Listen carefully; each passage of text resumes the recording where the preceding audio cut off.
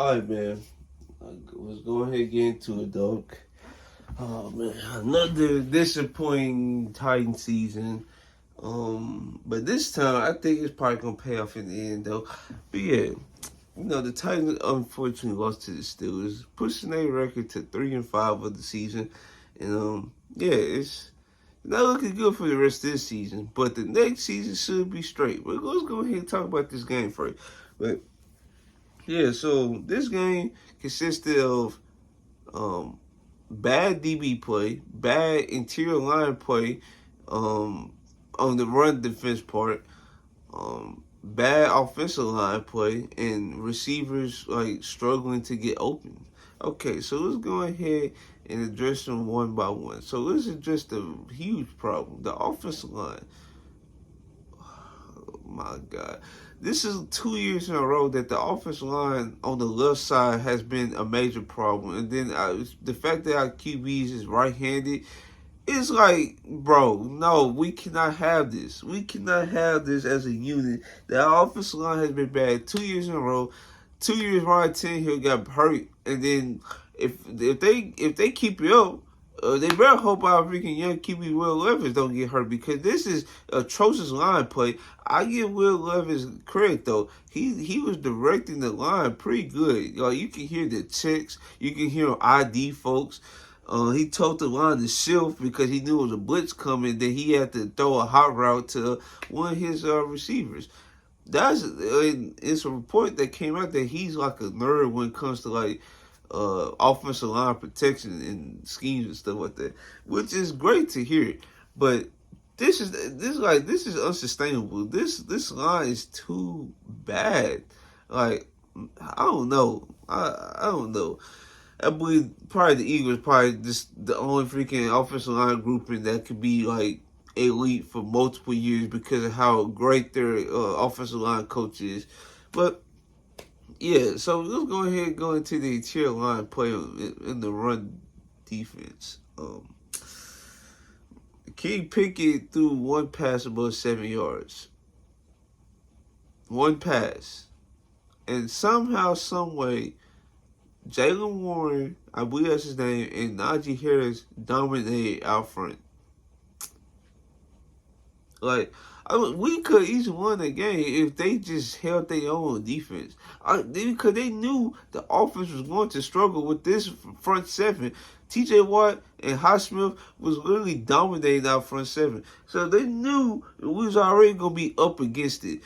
The fact that they couldn't hold their own on run defense, because King Pickett, I don't think he's the guy, because he was missing curl routes, he was missing easy drag routes, he was missing easy reads. I'm not even talking about like missing or looking remote. He was just overthrowing the routes. Now, folks gonna blame it to a rib injury. No, I believe that's just his talent level, to be honest with you. But you didn't hear that there. And then the Titans haven't beat these guys at their house since 2003.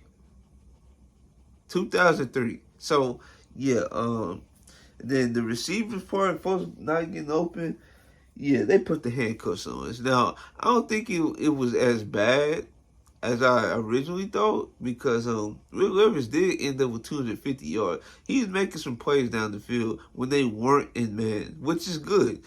And when they was in man, they was trying to blitz at times. He was actually making the right read. It's just unfortunate that his defense failed him.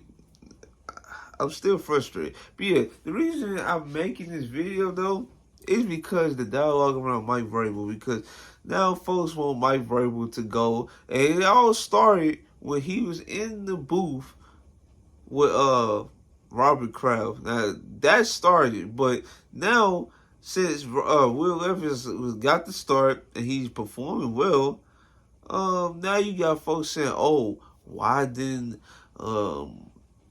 Mike Vrabel and the staff didn't trust Will Levis down the stretch of the game? We had 4 minutes left. We was at the 47, all that." First off, let me talk to you real quick. So, during this game, folks was complaining that Will Levis didn't get a chance to throw it deep. All right, so when you need routes to develop in a deep area, you gonna need time in the pocket. Real Leverage was not getting time in the pocket. Why would you trust offensive line group that I already showed you that they can't be trusted to develop a deep route? Like those post routes he was throwing against the Falcons, the reason why they was developing as well because they front seven is weak. You try to do that against the Steelers, you're getting sacked. As soon as he hit his back foot, he was already getting pressure. He had to evade pressure.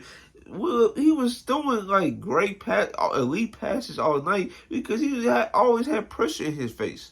Like I said, the stats said Highsmith generated 11 pressures. 11. So no, I'm not finna give them. I'm not finna give them criticism of that. The offensive line stink. Okay, now down the stretch of the game, 4 minutes left. Now I can understand criticism here because Will Levis, yeah, he showed you that he can make tough throws. You can't just run, then expect a pass to get open. I can understand that, but at the same time, like this offensive line, man. But 4 minutes left, you gotta trust the QB though. Like I can understand the criticism, like I said. So yeah, then we go from that to the dialogue. Oh, he needs to go entirely. We need an offensive minded head coach, and yeah, it's time to be more be more adaptive to the times. Okay, so I'm gonna get to it. So I'm gonna give you the teams that has championship aspirations. Who I think is going to win or has the probability to go to the Super Bowl. Put it like that. Cowboys, okay, the Eagles, okay, the Chiefs, and that's really it. Oh, the Dolphins. Let me see. So Chiefs, Dolphins, Cowboys, Eagles, and 49ers, okay? So those are the 5 teams I named that actually have a chance to go to Super Bowl. Out of those 5 teams, who you think has, a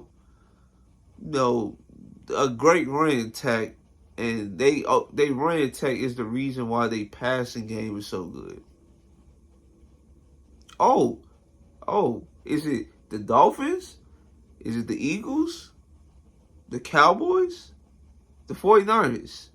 Oh, it's not even 3 out of 5. It's 4 out of 5 of the teams that's freaking run game leads to the passing game to be open.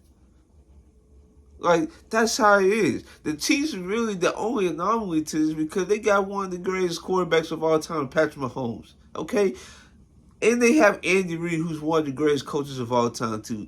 Expect the offensive-minded head coaches to come in here, reshape the culture after he can implement his scheme, and there's no telling how that's going to work and how they going to focus more on the defensive side. Andy Reid, he picked a great coordinator, defensive coordinator, to quarterback his defense because it's rare that offensive-minded head coaches actually have good defenses. It's rare. Like, let's be real. It's actually rare. And Andy Reid's really the only offensive mind head coach that's freaking like dominated this era because it's really hard to like be offensive minded head coach and win multiple Super Bowls because it's hard to do. It's really hard to do. And then and I just miss the times where actual good coaches lasted 10 years in the league. Now, after like 2 to like 5 years max, folks want you up out of here so quick it don't make no sense. Like, I truly cannot get behind that. Mike Vrabel is a good coach. I mean, he's a top 10 head coach. No matter what folks try to say, oh, he's barely top 15. That's baloney because you said he was top 5 when he was leading us to the number 1 seed with basically all our players in IR. Like, the fact that you trying to change up makes no sense to me. No sense to me. If anything, he's probably a top 10 head coach because, yes, he has limitations. Yes, he's probably not adaptive to the time.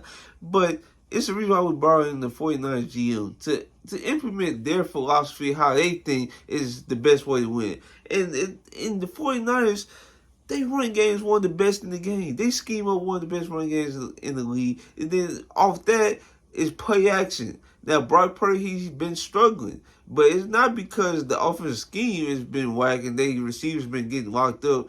No, Brock Purdy has had chances to win games. He just haven't been capitalizing. And the Eagles, the reason why they've been losing games is because, first off, they new offensive coordinator, okay? So it's going to be a little wonky. And then Jalen Hurts, he's been making bad reads this season. But their foundation is the run game.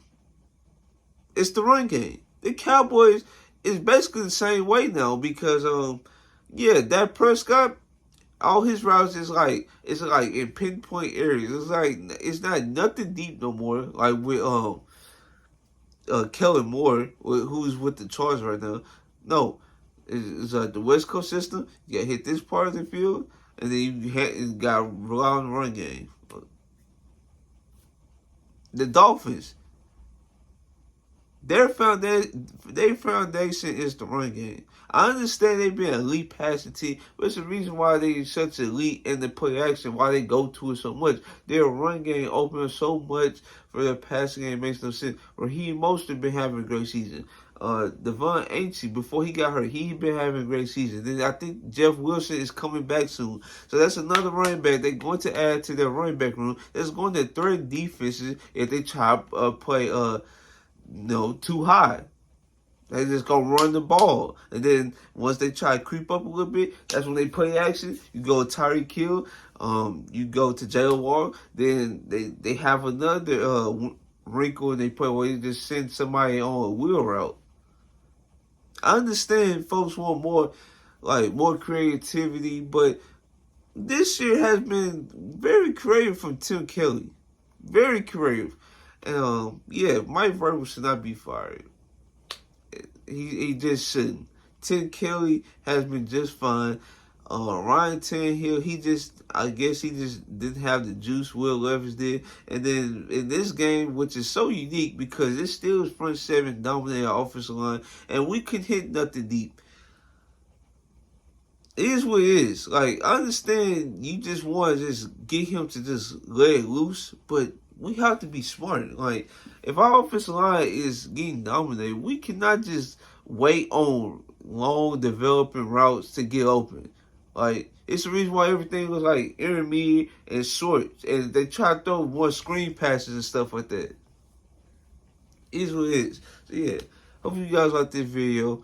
Hopefully I try to calm down Tice Nation. That's if they see this video. If not, I really don't mind. Yeah, we gotta stop overreacting, guys. Now Charles London, I'm gonna give him a shout because Louis Riddick, he did on one of his tweets. I'm gonna give him a shout because the way Will Levis has looked, that's definitely due to practice and like in-game preparation from him and Charles London, who we got from the Falcons. And gotta give him his flowers because like coaches like those deserve their flowers, no matter what. Just like offensive line coaches, I can't think the offensive line coach for Eagles. He deserves his flowers. Like coaches that don't, they're not the OCs, they're not the head coaches. They won't get as much credit, right? So I just want to give out a shout out to Charles London. So yeah, if you guys like this video, like, comment, subscribe, and this is boy Trey. I'm out.